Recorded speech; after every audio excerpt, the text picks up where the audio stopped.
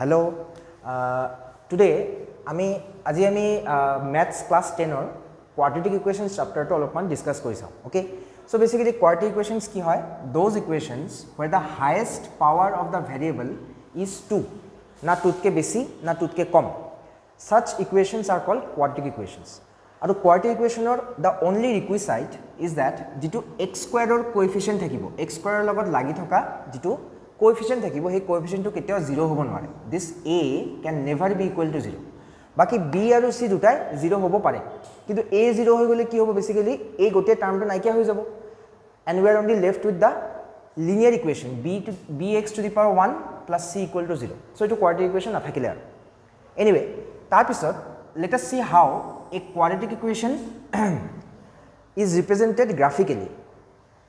If you look at this quadratic equation, you will see that this part is basically a polynomial of degree 2. This is a polynomial of degree 2. So let us write it as f of x equal to ax square plus bx plus c. A polynomial to jodi ami eta xy graph represent koribo bicharu. Then what we get basically is that this is f of x and this is x. We will get a curve. He curve to a x axis ot dubar intersect koribo kihor karone because those points where the curve cuts the x axis ami fx or value ki pai asu 0 pai asu at this point suppose this is x1 and this point is suppose x2 at point x1 f of x1 comes out to be 0 and at point x2 f of x2 also comes out to be 0 in such cases x1 and x2 are called roots of the quadratic equation. These are called roots. Etia next part of ami a roots bor ulai keneke hetu sam. Okay. So let us see. Ami eta taka method sai jam roots keneke ulai with example. First method we will use is plain factorization. Factorization. Yata ami ki korim? We will be given a quadratic equation aru he quadratic equation to ami ki korim plain factorization korim jeneke ami normal agote polynomials chapter ot kori ahisu keneko ami factorization korisam let us see let us take an example of a quadratic equation say x square minus 3x plus 2 equal to 0 see etut ki hoy ase x square or coefficient hoy 1 x or coefficient hoy -3 aru constant term to hoy 2 eta etu ami factorize koribo hole আমি কি কৰিম যেটো middle টাৰ্মটো আছে এই middle টাৰ্মটোক split কৰিম and you split it into two parts in such a way যে হে দুটা পার্ট আমি এক্সপান্ড কৰিলে আকৌ x স্কয়াৰ আৰু 2 লগত কমন লব পাৰো কিবা এটা যেনেকে ইয়াতে কি হৈ আছে x square - x minus 2x plus 2 equals 0 from x square and x we can take common x কি থাকি যাব x minus 1 from minus 2x and 2 we can take common minus 2 so ako x minus 1 e thaki jabo etia a part tor majot ki common ase x minus 1 common ase so let us take common x minus 1 aru ki thaki jabo x minus 2 equals 0 this gives us x equal to 1 or x equal to 2 so 1 and 2 are the two roots of this given quadratic equation okay so etu hoi gol amar factorization method next time we saw another important method called completing the square. Completing the square, ami a same quadratic equation to loi completing the square kenke kore let us see. Okay. So this next method is called completing the square. Completing the square.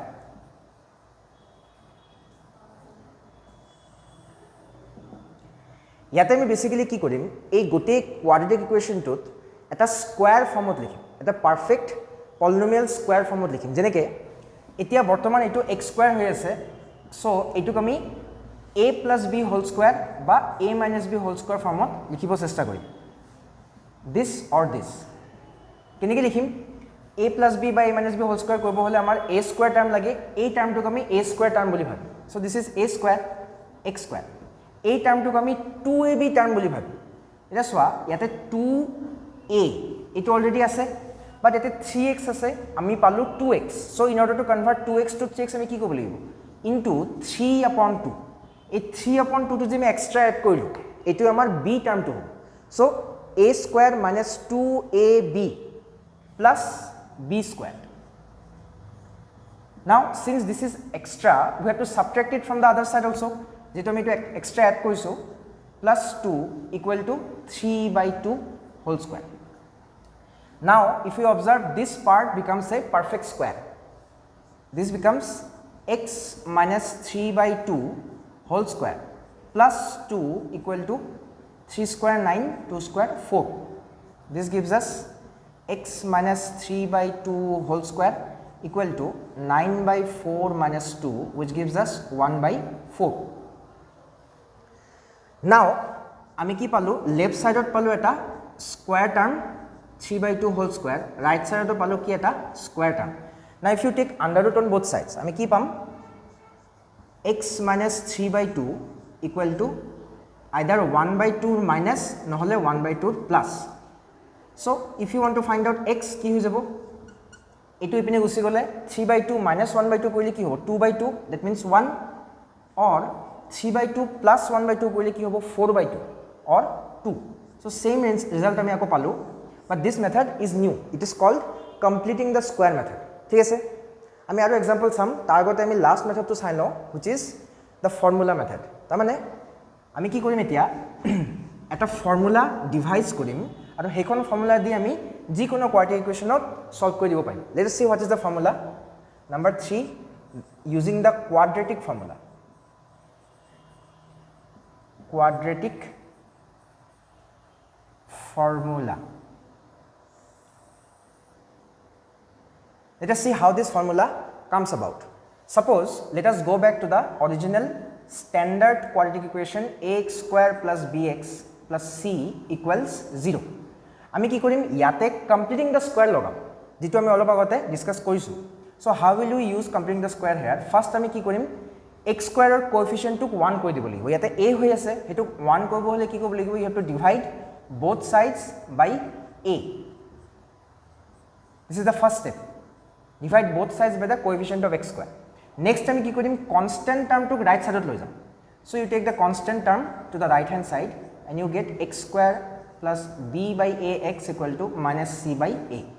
Next time কি কৰিম এই দুটাক এই টাৰ্মটুক a square term আৰু এই টাৰ্মটুক 2ab term হিচাপে consider কৰিম. That is this is x square plus 2 times a times এটুক ব্যালেন্স কৰিব হলে b by 2a কব লাগিব যাতে 2 2 ক্যান্সেল হয় ultimately bx by a থাকি যায়. Now this b by 2a term becomes our b square term. আৰু এইটো দুটাৰ পৰা মাইনাস কৰিব লাগিব because you have to balance things out. Now this entire expression becomes x plus b upon 2a whole square. আৰু ইয়াতে থাকি যায় আমাৰ minus c by a plus b square by 4a square. So এইটো কি আহে 4a square b square minus 4ac.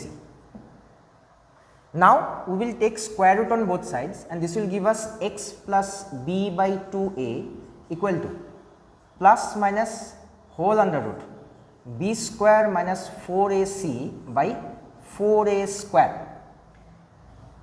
which gives us b square minus 4ac by 2a. এতিয়া x লাগে আমাৰ we want to find out what x is, so আমি কি কৰো এই টার্মটুক রাইট সাইড লৈ যাম and finally we get x equal to minus b plus minus root over b square minus 4ac upon 2a. So this is the final formula that we have to use whenever we will be asked to solve any quadratic equation. খালি এটা এটা important বস্তু মতে হিব লাগিব কি যদি square ৰুটৰ ভিতৰত যিখিনি টাৰ্ম আমাৰ আছে সেই টাৰ্মখিনি যাতে নেগেটিভ হ'ব নোৱাৰে because এই টাৰ্মটো নেগেটিভ হৈ গলে কি হ'ব আমি স্কয়াৰ ৰুটৰ ভিতৰত নেগেটিভ নাম্বাৰ পাই যাম which is not defined in the domain of real numbers. ঠিক আছে other than that this formula can be used everywhere. So these are the three formula that you shall be using henceforth in solving all the equations of quadratic equation chapter. Okay, thank you.